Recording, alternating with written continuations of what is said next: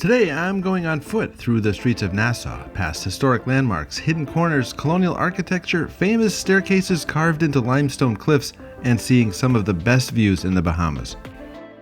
Good morning everyone and welcome to Nassau. I wake up just as the sun rises as Utopia of the Seas glides into Nassau Harbor. Right now things are quiet, peaceful, but it won't stay that way for long. Today, 4 large cruise ships are expected in port. And while thousands of passengers are preparing for beach excursions today, I'm doing something different. Today, it's about Nassau itself and still having plenty of time to get back on board and enjoy the ship without the crowds. Walking out of Nassau Cruise Port, the energy changes almost immediately. Taxi drivers stand near the exits calling out destinations. If you've never been here before, it can feel a little overwhelming, but honestly, they're mostly harmless. They're not trying to scam anyone walking by, they're just trying to make a living. So I just keep walking. And one quick tip here, if you do decide to take a taxi somewhere in Nassau, I'd recommend using the official taxi stand located inside the cruise port area. It's a little more organized and easier for first-time visitors. Once I cross the street though, the atmosphere changes again. Suddenly, I'm standing in Rawson Square. But before we get there, there's one important stop first. Standing proudly in the square, the statue of Sir Milo Butler, one of the most important figures in modern Bahamian history. Sir Milo became the first native-born governor-general of an independent Bahamas after the country gained independence from Britain in 1973. Appointed by Queen Elizabeth II, he served until his death in 1979 and is remembered as one of the nation's founding leaders. Right across from the square are Nassau's famous bright pink government buildings. This is Parliament Square, and honestly, it's probably one of the most photographed spots here in this area. The buildings are impossible to miss. That vivid coral pink color pops in the Caribbean sun. And interestingly, the style resembles parts of old colonial architecture you'd actually find in places like North Carolina and other former British colonies along the American Southeast. When Loyalists left America after the Revolutionary War, many settled here in Nassau and brought with them their style of architecture. Inside these buildings are the Bahamian House of Assembly, the Senate, and Supreme Court. So while tourists stop here for photos every day, it's still an active center of government. And with that, it's time to begin the main walk.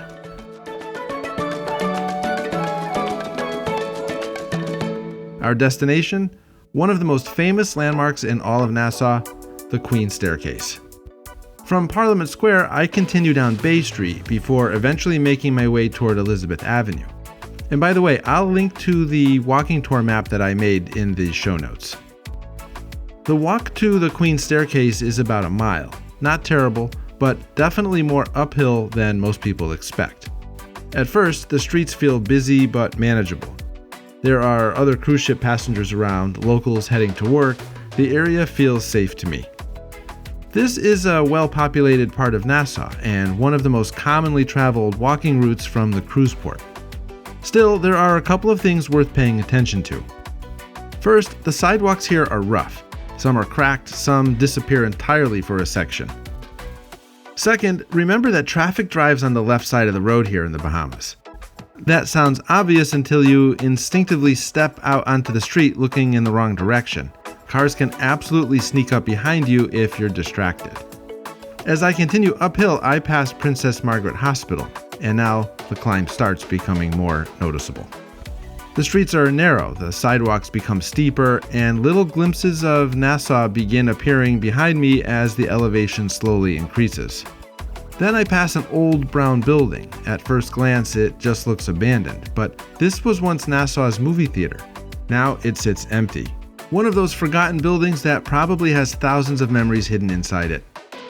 Not long after that, I walk past the Bahamas Historical Society. Unfortunately, it's closed today. The islands have very different business hours than what I'm used to. But if you happen to visit Nassau when it's open, it's absolutely worth stopping inside. It's small but packed with local history. And by now, I can feel the hill getting steeper, which means I'm close. Eventually, I reach a simple guardrail and walkway. Honestly, if you don't know what's here, you could walk right past it. There's no massive entrance, no dramatic reveal, just tour groups casually coming and going. You may also encounter self-appointed local guides here offering to share some history in exchange for a tip. And to be fair, they are friendly, but if you'd rather explore it on your own, a simple no thank you is perfectly fine. Then suddenly the staircase appears, and it's impressive. Massive limestone walls rise on both sides, towering overhead. Cool water drips from the rock, palm trees sway above the cliffs. The entire area feels dramatically different from the city streets below. It's almost hidden. The Queen's Staircase was carved by enslaved people between 1793 and 1795. Using hand tools alone, they cut 66 steps directly into the solid limestone rock. The staircase originally served as a direct route between Fort Fincastle above and Nassau below. Basically, it was an escape route if the fort got overrun. Later, it was named in honor of Queen Victoria, who helped abolish slavery throughout the British Empire. And standing here today, it's honestly difficult not to think about the labor required to create this place.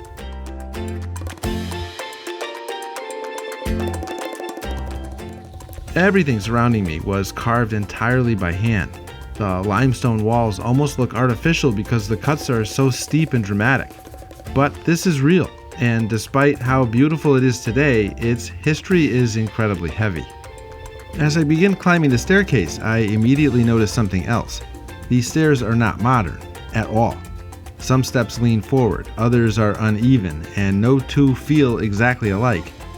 You definitely want to pay attention while climbing. This is not the place to test out your new flip-flops. At the top of the staircase sits Fort Fincastle.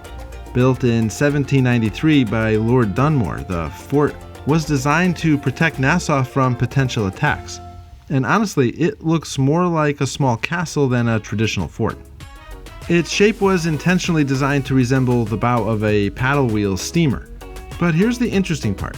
Despite all the defensive planning, Fort Fincastle never actually saw battle. Still, it became an important lookout point because of its elevated position over Nassau Harbor. From here, the views are incredible. I can see cruise ships lined up in the harbor, Paradise Island stretching into the distance. That massive bridge suite connecting the Royal Towers stands out immediately.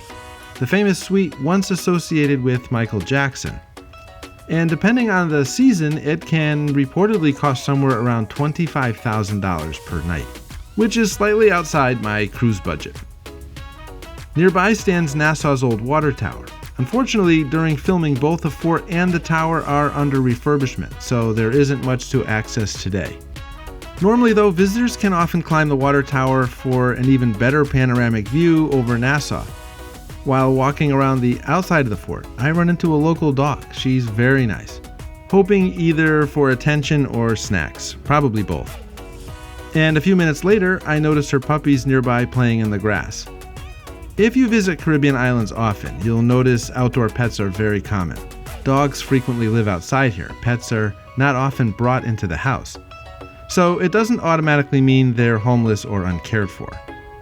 At this point, I've officially reached the main climax of the walk. The Queen's Staircase, Fort Fincastle, the views over Nassau. Mission accomplished. Now it's time to head back down. And technically, I could simply retrace my steps all the way back to Bay Street, but there's another route, a slightly more scenic one. So naturally, we're taking that one.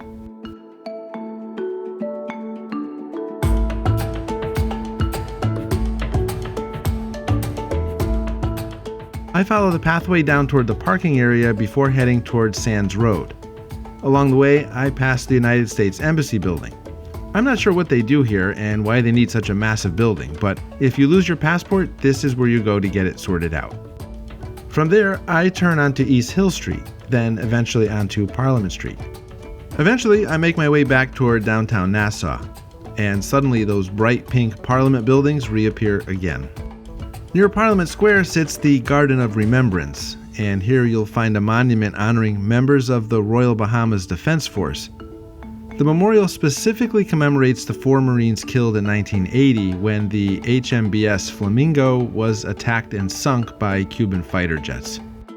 It also honors Bohemians who lost their lives during World War I and World War II.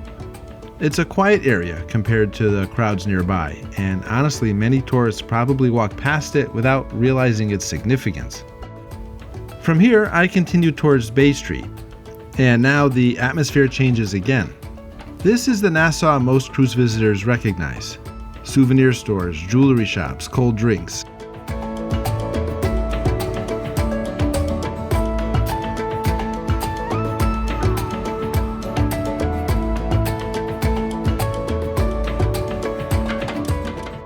And of course, the straw market.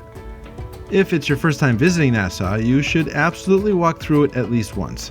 Inside, you'll find vendors selling everything imaginable: t-shirts, magnets, handmade crafts, wood carvings, bags, rum cake. And yes, eventually you'll notice many booths sell very similar products. A lot of inventory overlaps here, but the straw market itself has a much deeper history.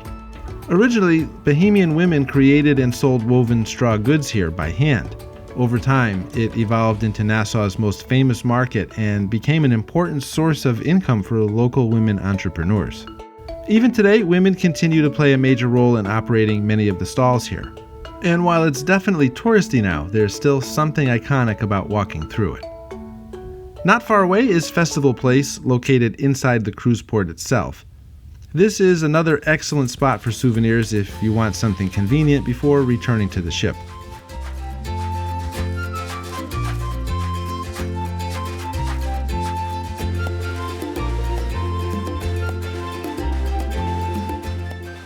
There's also a large hair braiding pavilion now located inside the port gates. And with that, my Nassau walking tour comes to an end. From start to finish, about 3 hours. I make my way back through the port security and return to Utopia of the Seas. To take your Nassau port day even further, check out my companion video, 6 Things to Do in Nassau Without an Excursion. It includes a tour of the new and safer port marketplace. It's coming up right now, and I'll see you over there.